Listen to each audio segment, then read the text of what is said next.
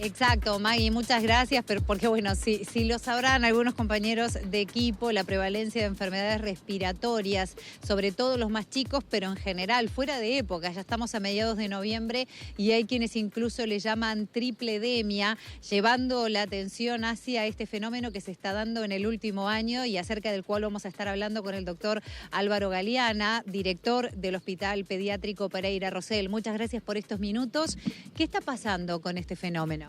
Bueno, estamos viviendo una etapa de mucha infección respiratoria en tiempos que no son acordes a el almanaque, lo que ha generado, sin lugar a dudas, una importante demanda en la asistencia médica y genera toda la problemática que puede generar esa demanda en la asistencia médica en cuanto a esperas, quizás más esperas, mucha infección respiratoria en niños pequeños y muchas veces infecciones graves en niños pequeños. ¿Se puede hablar de una saturación de los servicios? No, no, porque todo se arma de acuerdo a la demanda asistencial y de alguna manera lo que sí puede haber es en algunos casos algunas esperas más largas para patología no grave que naturalmente siempre se van dejando de costado para reservar la atención más inmediata para los niños pequeños con infecciones respiratorias. Pero no se puede decir que haya una saturación del sistema porque los niños que tengan que ingresar ingresan y son atendidos.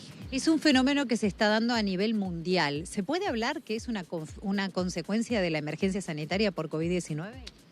Se puede lucubrar teorías acerca de esto, no sabemos en realidad. Lo que sí sabemos es que hemos tenido mucha infección y muchas veces, como tú decías, lo de la tripledemia, por más de un agente viral simultáneamente. En nuestro país no tanto, o por lo menos en los niños, no tanto vinculado con el COVID y otros virus, sino BRS, que ha sido un virus que ha hecho bastante daño últimamente, influenza virus y otros virus respiratorios, y que los niños estén infectados con 2, 3 virus simultáneamente, y eso da cuadros que a veces pueden ser más severos y que requieran una internación.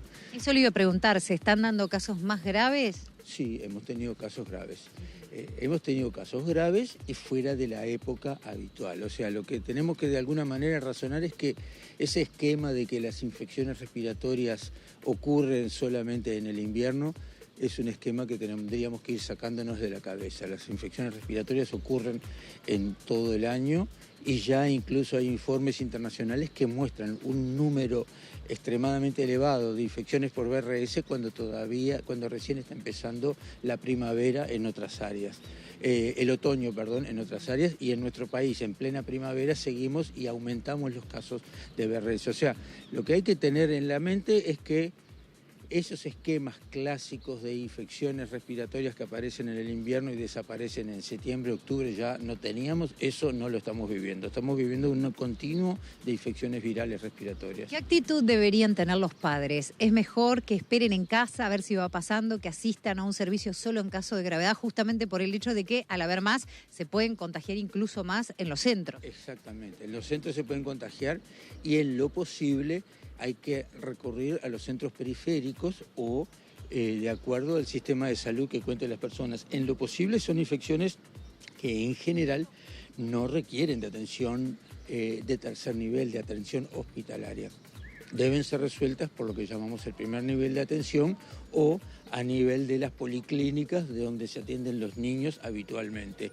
Solo aquellos casos que evolucionan mal, que no progresan, que no mejoran, en esos casos, cuando a su vez muchas veces son enviados por otros médicos que son controlados, los envían y entonces sí, lógicamente siempre hay niveles de atención médica. Hay algunas poblaciones que están siendo vulnerables a este hecho, pienso por ejemplo en adultos mayores, más allá que no es su especialidad, pero sí está por supuesto en el tema. Siempre ocurre lo mismo, ¿no? O sea, las infecciones afectan a toda la población, pero los adultos mayores, las personas que tienen factores de riesgo, enfermedades cardiovasculares, pulmonares, hepáticas, metabólicas, crónicas o más o menos severas, y los niños, y cuanto más pequeños los niños, más grave, siempre es la población más vulnerable, es la población que se infecta igual que el resto, pero se complica posteriormente. ¿Deberíamos pensar, por ejemplo, en volver a usar el tapabocas en algunas ocasiones especiales de cúmulo de personas para evitar y proteger a esas poblaciones vulnerables, por ejemplo? Es discutible, sí.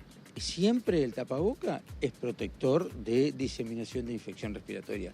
De repente es bueno que las personas vulnerables, los mayores, los que tengan enfermedades crónicas, que ellos no se quieran infectar, se protejan con el tapaboca. Eso siempre es un dato positivo.